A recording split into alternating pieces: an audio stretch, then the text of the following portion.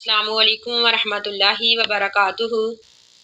نحمدہ ونصلی علی رسولہ الکریم اما بعد فاعوذ باللہ من الشیطان الرجیم بسم اللہ الرحمن الرحیم ربی اشرح لی صدری ویسر لی امری واحلل عقدۃ من لسانی لیفقہوا قولی۔ اللہ سبحانہ و تعالیٰ فرماتے ہیں علم ترا، کیا نہیں دیکھا اے نبی آپ نے، الی الذین ان لوگوں کی طرف، خرجو جو نکلے من دیارہم اپنے گھروں سے، وہم اور وہ لوگ الوفن ہزاروں کی تعداد میں تھے، حذر الموتی موت کے ڈر سے، فقالا پس کہا لہم ان کے لیے اللہ تعالیٰ نے، موتو مر جو ثم پھر احیاہم زندہ کیا ان کو، ان اللہ بے شک اللہ تعالیٰ لذو فضل بہت فضل کرنے والا ہے، علی الناسی لوگوں پر، ولیکن اور لیکن اکثر الناسی اکثر لوگ لا یشکرون نہیں شکر ادا کرتے۔ یہ کسی سابقہ امت کا واقعہ ہے جس کی تفصیل صحیح احادیث سے نہیں ملتی، ہاں البتہ تفسیری روایات کے مطابق یہ بنی اسرائیل کا واقعہ ہے، اور جس نبی کی دعا سے ان لوگوں کو دوبارہ زندہ کیا گیا اس کا نام حزقیل بتلایا گیا ہے۔ یہ لوگ جو تھے یہ جہاد میں قتل کے ڈر سے یا پھر کسی وبائی بیماری کے ڈر سے گھروں سے نکل کھڑے ہوئے تاکہ وہ مرنے سے بچ جائیں، لیکن اللہ تعالیٰ نے انہیں مار کر ایک تو یہ بتلا دیا کہ اللہ تعالیٰ کی تقدیر سے کوئی نہیں بچ سکتا، دوسرا یہ کہ آخری جائے پناہ صرف اللہ تعالیٰ کی ذات ہے، تیسرا یہ کہ اللہ مرنے کے بعد دوبارہ زندہ کرنے پر بھی قادر ہے، یعنی اللہ تعالیٰ تمام لوگوں کو اسی طرح زندہ کرے گا جس طرح کہ ان لوگوں کو مار کر اللہ تعالیٰ نے دوبارہ زندہ کیا۔ اور اللہ تعالیٰ فرماتے ہیں وقاتلو اور لڑو فی سبیل اللہ اللہ کی راہ میں، وعلموا اور جان لو ان اللہ بے شک اللہ تعالیٰ سمیع سننے والا ہے، علیم جاننے والا ہے۔ اس آیت میں اللہ تعالیٰ نے جہاد کا حکم دیا ہے،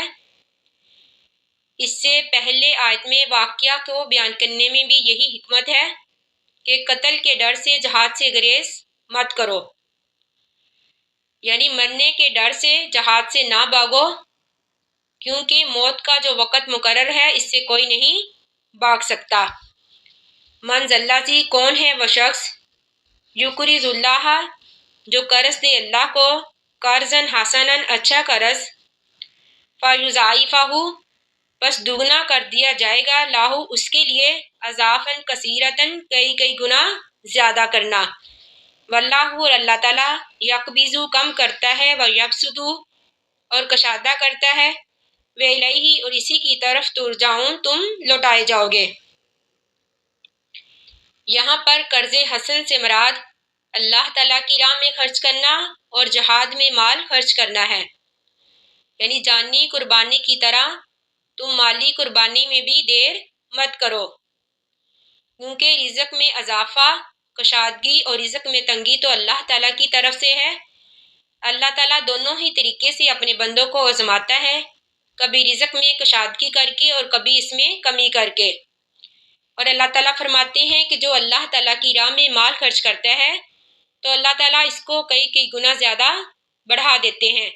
کبھی تو ظاہری طور پر مال میں اضافہ کر کے، نہیں تو اللہ تعالیٰ اس کو قیامت والے دن اس کی نیکیوں کو کئی گنا زیادہ بڑھا کے اس کے سامنے پیش کریں گے،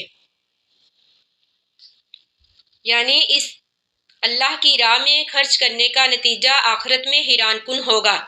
یعنی اللہ تعالیٰ اس کی نیکیوں کو کئی گنا زیادہ بڑھا دیں گے۔ علم ترا کیا نہیں دیکھا آپ نے نبی، الی الملائی سرداروں کی طرف، من بنی اسرائیل بنی اسرائیل کے، من بعد موسیٰ موسیٰ علیہ السلام کے بعد، اس جب قالو کہا انہوں نے، لنبی نبی کے لیے، لنبی لہم اپنے نبی کے لیے، عباس مقرر کر، لنا ہمارے لیے مالکن بادشاہ، نقاتل ہم لڑیں فی سبیل اللہ اللہ کی راہ میں، کالا تو کہا نبی نے حل عصیتم ممکن ہے ان اگر کتبہ فرض کر دی جائے علیکم القتال تم پر جنگ، اللہ تقاتلو یہ کہ تم نہ لڑو، تو قالو کہا انہوں نے وما لنا کیا ہے ہمارے لیے یا کیا ہوا ہے ہم کو، اللہ نقاتلہ یہ کہ نہ ہم لڑیں فی سبیل اللہ اللہ کی راہ میں، وقات تحقیق اخرجنا ہم نکال دیے گئے من دیارنا اپنے گھروں سے، و بنائنا اور اپنے بیٹوں سے، فلما پس جب کتبہ فرض کر دی گئی علیہم القتال ان پر جنگ، تولو تو وہ پھر گئے، الا مگر قلیلاً تھوڑے منہم ان میں سے، یعنی جب ان پر جنگ فرض کر دی گئی تو تھوڑے لوگوں کے علاوہ تمام لوگ جنگ سے پھر گئے یعنی بھاگ گئے، واللہ اور اللہ تعالیٰ علیم جانتا ہے بظالمین ظالموں کو۔ ملائی کا لفظ جو ہے یہ کسی قوم کے ان اشراف افراد کو یا پھر سردار کو کہا جاتا ہے جو خاص مشیر اور قائد ہوتے ہیں۔ مفسرین نے اس میں جو واقعہ بیان کیا ہے وہ یہ ہے کہ حضرت موسیٰ علیہ السلام کے جانے کے بعد حضرت موسیٰ علیہ السلام کے بعد بنی اسرائیل کچھ دیر تک تو دین پر قائم رہے، لیکن پھر انہوں نے دین میں بدعت ایجاد کر لی، حتیٰ کہ ان میں سے کچھ لوگ تو بتوں کی پوجا کرنے لگے۔ انبیاء علیہ السلام ان کو روکتے رہے لیکن وہ اپنے شرک سے باز نہ آئے، جس کے نتیجے میں اللہ تعالیٰ نے دشمنوں کو ان پر مسلط کر دیا، تو دشمنوں نے ان میں سے کچھ لوگوں کو تو قیدی بنا لیا اور ان میں انبیاء کا سلسلہ بھی منقطع ہو گیا۔ پھر ان میں جو کچھ نیک لوگ تھے ان کی دعاؤں کے نتیجے میں اللہ تعالیٰ نے شمویل نبی کو پیدا کیا۔ یہاں پر جس نبی کا ذکر ہے اس کا نام شمویل ہے،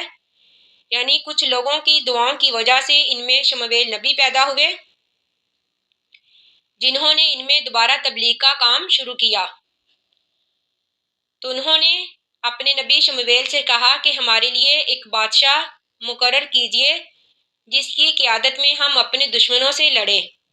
تو نبی نے ان کے سابقہ کردار کو دیکھتے ہوئے کہا کہ میرا اندازہ ہے کہ تم اپنی بات سے پھر جاؤ گے، یعنی جب اللہ تعالیٰ تم پر جہاد کو فرض کر دیں گے تو تم اس جہاد سے دور بھاگو گے۔ تو ہوا بھی یہی جس طرح کہ ہمیں قرآن کے الفاظ سے پتہ چلتا ہے